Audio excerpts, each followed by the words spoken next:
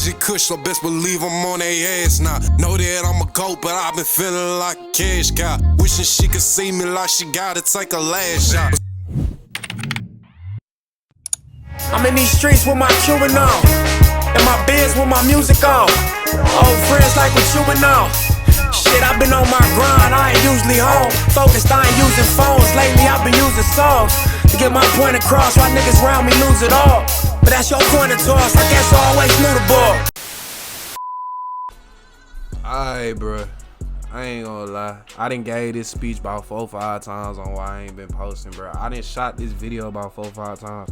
My nigga, I done shot about 4 or 5 reactions for y'all niggas. The audio ain't working, nigga. Audio ain't on. You feel me? Hold on. Audio just tripping, right? So, you know what I'm saying? I had to vibe out, you know what I'm saying? Bump my Nipsey. Try to figure this shit out. I finally figured this shit out. Now we here. You know what I'm saying? We got the perfect son who killed his parents in cold blood and asked 911 to pray. Now lately I've been doing body cam footage. I've been doing you know what I'm saying, loyalty test, shit like that. I don't know, that's kind of been my lane lately. So kind of trying to move into like the true crime stories, cause them really the motherfuckers I like to watch. Oh God, I want to sit down and watch shit with y'all that I genuinely enjoy watching. I will say, make sure y'all like this video, subscribe to the channel, share the content.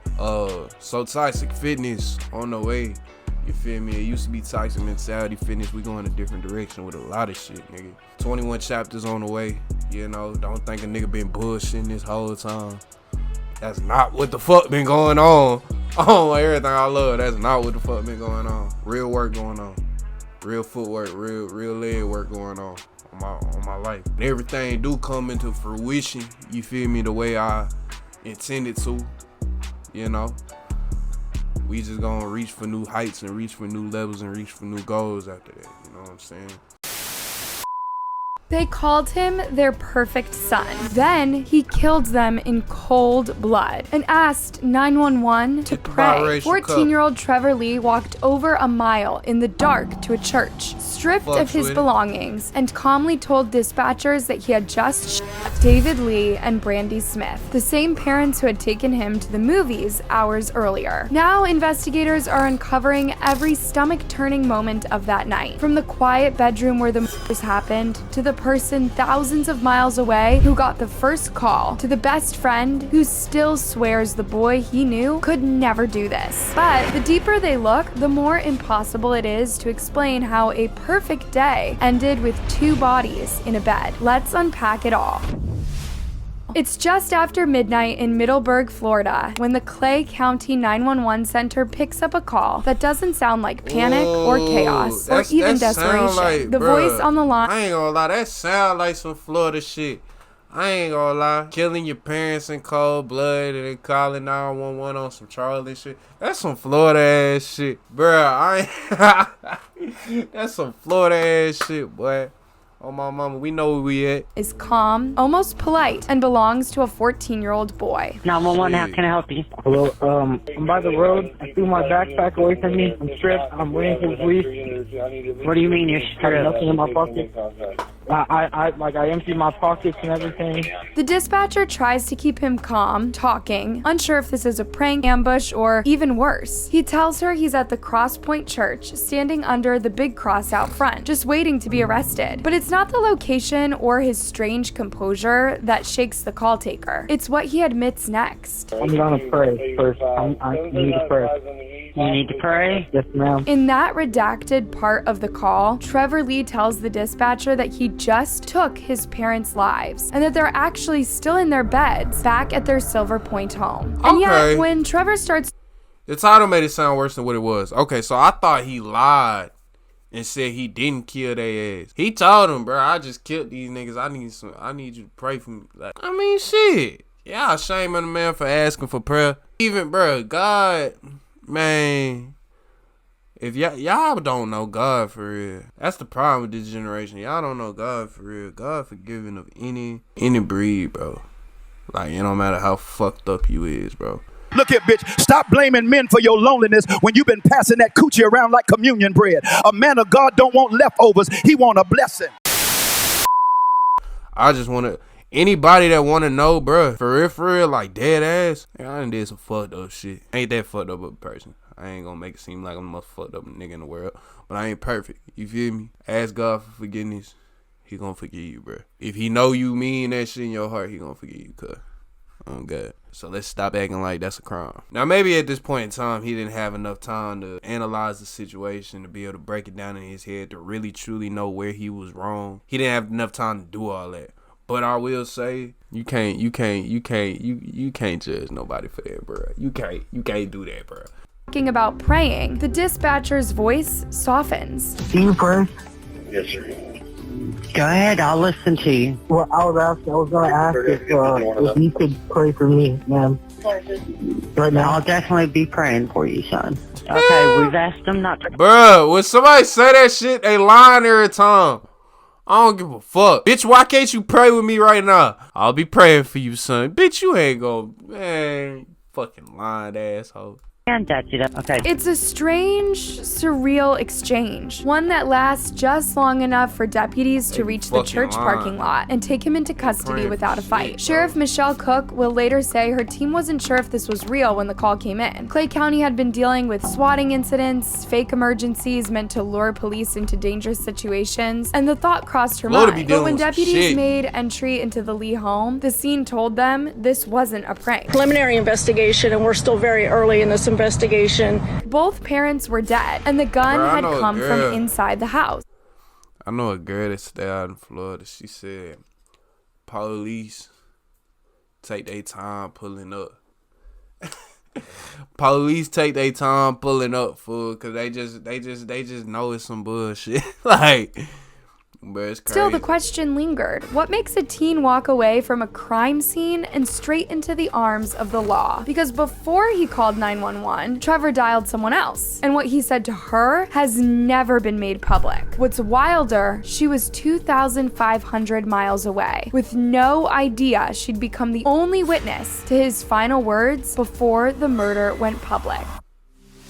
Hours before the 911 call, everything looked picture perfect. Trevor Lee wasn't grounded, he wasn't sulking in his room, and he wasn't in trouble. He was out with David and Brandy. The parents who raised him cheered him on at football and treated his friends like their own kids. Here's what Trevor's best friend, Kiri, told the media after the case made headlines. They were probably the best or one of the best families I knew. They were funny and they treated me very well. They told me all the time that they loved me like a son and they treated me as such. But we'll get into that in a bit. Here's what Trevor's sister told the media from...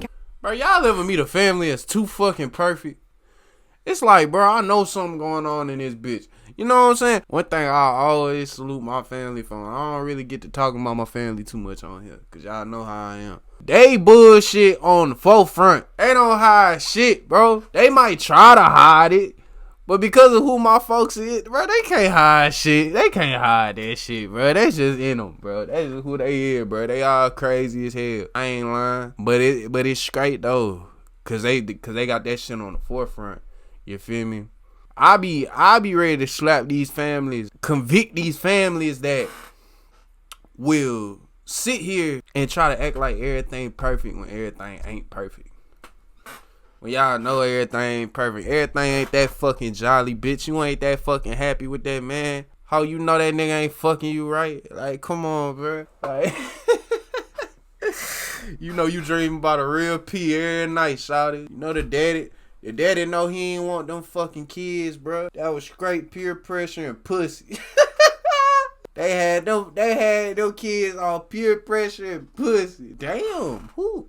They just got ass all up in the shot. That's crazy. It appears that there was some sort of domestic argument last night between Trevor Lee and his parents, and that this shooting culminated from that argument. She wouldn't say what it was about, only that Trevor seemed to sit with it for a couple of hours before making his move. That detail matters because it means that this wasn't some split-second explosion. He had time to cool down, and he chose not to. And the first person he decided to tell wasn't a neighbor, it wasn't a teacher, and it wasn't 911. Demon seed. After the shots were fired, Trevor didn't panic and run. He didn't try to hide what he had done. Instead, he reached for the phone and called someone who wasn't even in Florida, his sister. She was thousands of miles away, stationed in California with the military, probably thinking this was just another late night check-in. But whatever Trevor said to her in those moments is locked away in redacted transcripts. Investigators are not letting the public hear just yet. All we know is she hung up, called 911 in her own state, and begged them to send help to a house she couldn't even see. Are you there with him? Please send help.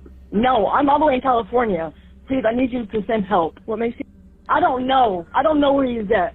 I have no idea where he's at, but please, hurry up. While this was happening, Trevor was already walking down dark roads toward the Cross Point Church, stripped of his backpack, hands empty, waiting for the cops to come take him. For detectives, this call became a turning point in the investigation. Sheriff Cook says they believe Trevor made the call while walking that 1.5 miles to church, which means his sister may have been the very first person to hear him admit to their parents. The details of that conversation could change everything. The motive, the timeline, even how the prosecutors decide to handle this case. But until she's flown back to Florida for questioning, the only people who truly know what she said are her, Trevor, and the investigators who've listened to the full recording. And that secrecy is fueling even more questions. Did she tell him to call 911? Did he confess right away? Or is there something else in that conversation that explains why a 14-year-old walked out into the night ready to face whatever came next? After all, he didn't have the common sense or empathy to stop the attack before it happened. So why so much regret now? Because once he got to the church, the way he waited for the police looked less like fear and more like he was there for something bigger. It's the middle of the night in Middleburg, Florida. No cars on the road, no people outside, and almost no CCTV footage to trace Trevor's movements. But something about the timeline stuck out to the sheriff. You see, Sheriff Cook says it was about 1.5 miles from the Lee home to the Cross Point Church. Maybe 15 minutes on foot. That's 15 minutes of silence after gunfire. 15 minutes for reality to sink in or for nerves to kick in. He wasn't hiding in the shadows or looking for an escape. He was standing in the middle part of the church, right by a huge cross, telling dispatch exactly where to find him. And he wanted to pray before deputies got there. And when the protective sweep confirmed David and Brandy were dead in their bed, every deputy on duty knew what came next. They converged on the church. One spotted Trevor from a distance but didn't rush in, not until backup arrived. They had no idea if he still had the gun on him. He didn't. He went quickly, quietly in handcuffs with no resistance whatsoever, but no expression on his face either. But what deputies found back at the house made it clear. This wasn't some sudden accident. This had been brewing for hours. When deputies stepped into the Silver Point house, the first thing they saw was how it still was. There were no signs of a fight, no mess, no glass shards or blood smeared down hallways, just the quiet hum of a Florida night and the heavy smell that always follows gunfire. David and Brandy Lee were in their bed with multiple gunshot wounds each. Investigators noted they would have had no chance to call for help or even get up because they were asleep when it happened, and Trevor never gave them a warning. The weapon belonged to Brandy. It wasn't in a safe, it wasn't locked away, and Trevor knew where to find it. That detail has already stirred debate among locals because in Florida, keeping a gun unsecured around your kid isn't illegal, but it's dangerous. They shouldn't just be easily accessible or laying out kind of willy-nilly for anybody to handle.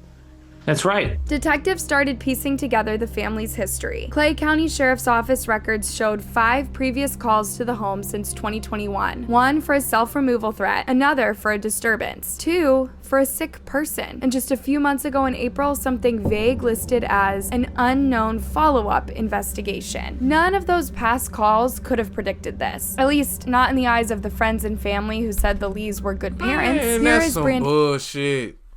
That's about 8-9 times the police done pulled up to your fucking crib. Y'all telling me this shit don't raise alarms. See, y'all the fucking problem. Y'all are the fucking problem. Y'all don't pay attention to shit. That's not normal. The police coming to your house close to 10 times. It's not normal, fool. Cousin in a state of shock. First time, he refused to talk to the media. Second time, he only said this. I guess I never know what caused them to do that, because Like I say, he had good parents. And maybe he's right. Maybe we don't know, not yet. But the records show something was simmering in that house. And it might all come down to one argument no one saw coming.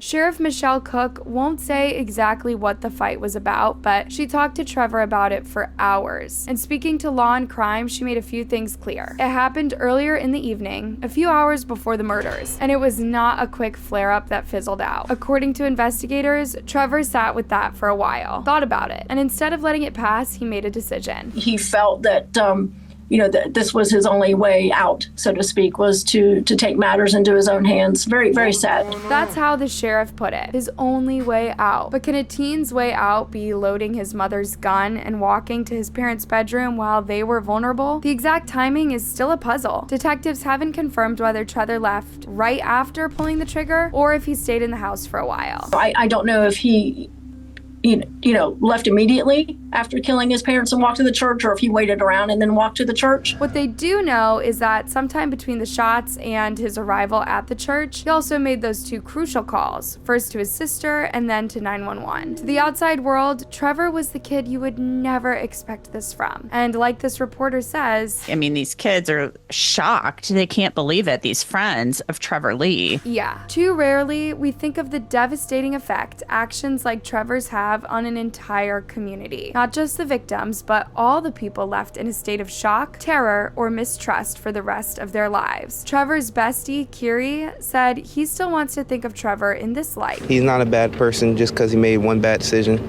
He's done so much for everyone I know, and I don't want him just to be known as a killer or a murderer. And yet, in that moment after the argument, he crossed a line you cannot walk back from. There's no evidence his parents hurt him or threatened him that night. After speaking to Kiri, the guy who ate Bro, that's my problem, and I feel like niggas ain't touching on this shit enough.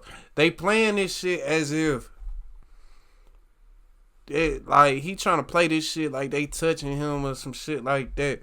Bro, ain't nobody doing shit to you. What in your mind makes you think that killing your folks is the only way out? Way out of what? The dishes, nigga? You feel me? Like, the fuck? Every week at the Lee house and saw them as his second family. Here's what Trevor told him just after midnight when Trevor's best friend's phone lit up. He picked up expecting a quick laugh, maybe a dumb meme setup, the kind of nothing conversation teenage boys have at night. Instead, Trevor's voice came through low and steady. He told me that he loved me, and he told me that he was just calling to tell me goodnight. Kiri didn't think much of it at the time. They were close, just like Trevor's parents had called. Man, grown ass man called my phone to tell me goodnight, bro. I swear to God. Nigga, don't call me to tell me no fucking goodnight. If you ain't my blood brother, don't call me telling me no fucking goodnight, nigga. Hell nah. Hell nah. Fuck. What the fuck wrong with niggas? Hell nah. His son, Trevor, called him brother. He says he and Trevor played football together, and just this past Friday, Trevor and his dad, David Lee, gave him a ride to and from practice. So when he heard "I love you," he thought it was a little melodramatic from his 14-year-old bro. But hey, Kiri couldn't have guessed in a million years what this really meant for Trevor. Hours later, he was standing outside the Lee house, staring at police tape, trying to understand how his second family was gone, and his best friend was under arrest. I just didn't think it was real. For investigators, though, that call wasn't just sentimental. It was a timestamp. It locked Trevor's movements, his mindset, and maybe even his intent in place, minutes before the murders. And the fact that it was so normal, so free of any sign of what was about to happen, made it even more disturbing. Because in just a few days, prosecutors would have to decide if that same voice, the one asking a friend for nothing more than a good night, should now be treated like an adult killer in court. In Florida, 14 is young, but not too young to be charged as an adult for murder. And in Clay County, where prosecutors have a history of going hard in high-profile cases, legal experts are already predicting that's exactly what's going to happen. Now, there are still so many questions that we really don't have the answers to right now, and one is whether Trevor Lee will be charged as an adult. Right now, Trevor's facing 2 counts of second-degree murder, but former Palm Beach County State Attorney Dave Ehrenberg says that's just the starting point. because if you treat this as a juvenile crime, then you're limited to the sanctions that can be imposed. The juvenile system will lose jurisdiction over you at the age of 19. This means, in theory, Trevor could walk free before he's old enough to rent a car. For a community already shaken to its core, that's a scenario many can't stomach. This person, no matter what motivated him to do this, you would probably say that he deserves to be treated by the criminal justice system beyond the next 5 years. That this is not someone who you would want let out on the streets at the age of 20. Charging him as an adult changes the game. It opens the door to a life sentence, even without the death penalty, which the Supreme Court has ruled unconstitutional for minors. But it also means a 14-year-old would be entering a legal system designed for grown men, facing decades behind bars before he ever sees the outside again. The sheriff says Trevor's been extremely cooperative since his arrest, talking detectives through his thought process, but the cooperation won't erase the fact that 2 people are dead, and prosecutors don't seem interested in offering an easy way out. Still, even in the toughest counties, there is room for debate. Was this a moment of teenage impulsivity spiraling out of control? Or was it something darker? Something that justifies locking him up for life? Remember that self-removal threat the police were called to Trevor's house? Hey, trust me, bro. You go to prison, it tell them niggas that mama ain't here no more, that daddy was never in their life, that you just killed your folks. Yeah, nigga. Yeah, nigga. See how that shit turned out, bro. Or some years ago. What if this is a case of mental illness gone untreated and neglected by his parents until the last drop? And even so, do any parents deserve this fate? No. In any case, and no matter the legal conclusions, experts agree on one thing. And now the son is going to face repercussions really the rest of his life, and I'm sure he's going to have serious regret. As those questions build, there is one more thing that hangs heavier than the rest. Why did this perfect... I feel like that nigga need to be punished for sure. But y'all do need to research, make sure there wasn't no real reason behind that shit, that he did that shit. You know what I'm saying? Like, his folks wasn't abusing him or nothing like that. Folks wasn't touching him or nothing, no shit like that, man. Yeah, throw the book at that little nigga. Shit, make sure y'all like this video, subscribe to the channel, share content. It's B-Boy John. And yeah, I'm out this bitch. Okay.